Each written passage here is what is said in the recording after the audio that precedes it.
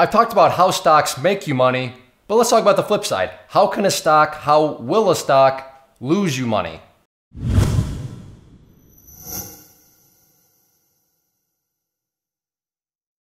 Right off the get-go, why do I say how will a stock lose you money? Because everybody loses money in stocks. And that's why diversification, meaning a bunch of different stocks, is so important. Because stop right now if you think that you're going to be some stock protege that's never going to be wrong or anything like that. Even Warren Buffett has lost money. But 101, how does a stock actually lose you money? And to me, I guess it's just I overlook this, but I've had several comments come in and people, which makes sense, they always take it to the far end of being drastic, but I've gotten a couple messages such as this. Can you always sell? What if there is no buyer? What happens then?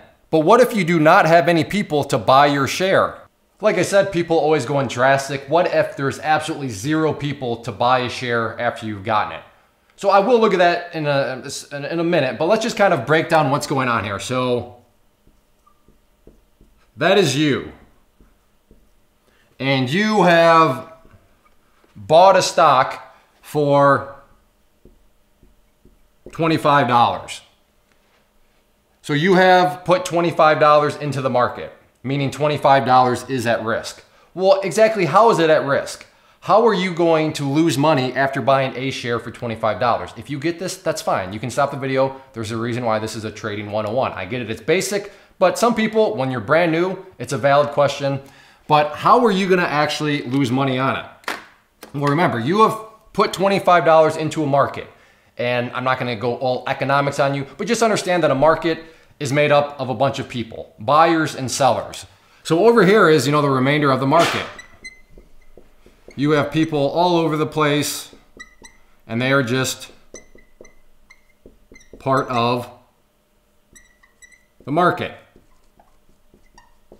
Now the key thing here is, and how a stock will lose you money, is this market has got to be willing to look at this stock. So we'll go with stock XYZ. Very creative on my part, huh? So stock XYZ you bought for $25. All the market needs to be looking at this, and at least somebody needs to be able, not only needs to, but wants to pay $25.01. In that case, well, that would mean you would actually be able to make a penny because you bought it for $25. But if somebody in the market is willing to pay $25.01, then hey, you made a penny. If somebody is willing to pay $26, then hopefully you're saying, okay, then that means I could make $1 on it because someone's willing to pay $1 more than what I bought it for. But then there's the flip side. Let's say that everybody's looking at this and the market as a whole is saying, you know what? I'm only willing to pay $24.90. Well, what did you buy it for? $25. I don't want to insult your intelligence on the math, but 25 minus $24.90 equals 10 with a minus there. So you actually are now losing 10 cents on this transaction because the market, the only price anybody's willing to pay in the entire market is $24.90. What happens if the market is now saying, no, I'm only willing to pay $20 for that? Again, not to insult your intelligence, but you bought it for $25. If the market's only willing to pay $20 for it, then that would be, 25 minus 20 equals $5. But of course it's down, so you put a negative right there.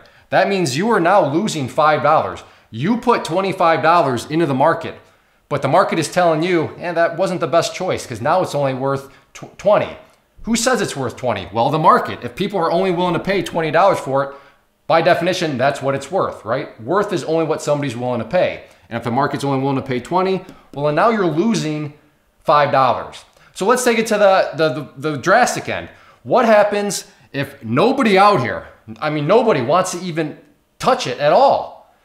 That means people are willing to pay what? If nobody's willing to pay anything, then, well, that would be zero. Meaning you have lost how much? If you bought it for 25 and nobody wants to buy it from you, then what is that known as? Well, that would be known as worthless. Worthless numerically is known as, well, being worth $0. Meaning you have lost all $25. Now, does this happen often? No. If you're talking with penny stocks and stuff like that, yeah, this could happen. But most times you'll be able to sell it, but sometimes, and it's going to be, you're just selling it worth or for less than what you bought it for, hence a loss. That's how a stock will lose you money and does lose you money, because you got to make sure that as soon as you buy it, the idea is eventually somebody else in the market is going to be willing to buy it for you at a higher price. That doesn't always happen. Now that's why that's where the strategy comes in. Maybe you're thinking, oh, that sounds like a pretty big challenge.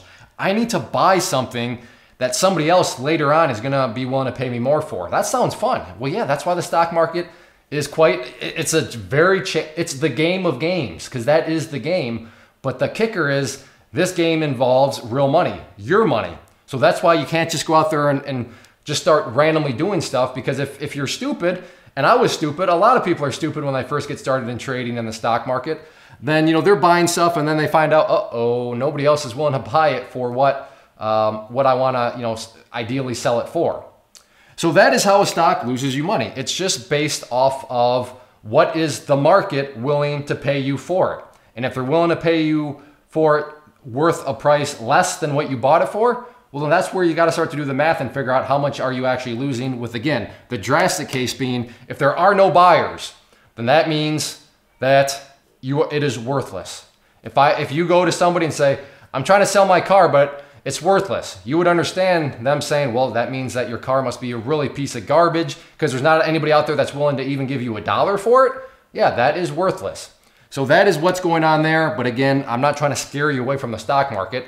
Could this happen? Well, sure, it could happen. But if you're focused on the stocks that you should be focused on, then the likelihood of that happening is very, very tiny. But that is how the dynamics and the math of just a loss within the market works. If you are out there trading alone currently and maybe are in the market looking for a community to join to assist you in your trading or to just help you, give you another set of eyeballs, then I do have a private trading community where you can trade alongside me and other experienced traders. So what you see popping up on the screen right now is both an information link. So if you click on the inner circle one, that is going to take you to the page where I explain all the details of what exactly come with the community, both the chat room and the newsletter. And then the other image that has popped up is a behind the scenes tour where you can see exactly what is going to be contained within the community. I take you through, like I said, a behind the scenes tour of everything, and that way you'll know precisely what you are getting when you join. So definitely check that stuff out if you are interested and thinking about wanting to join a community, and let me know if you have any questions.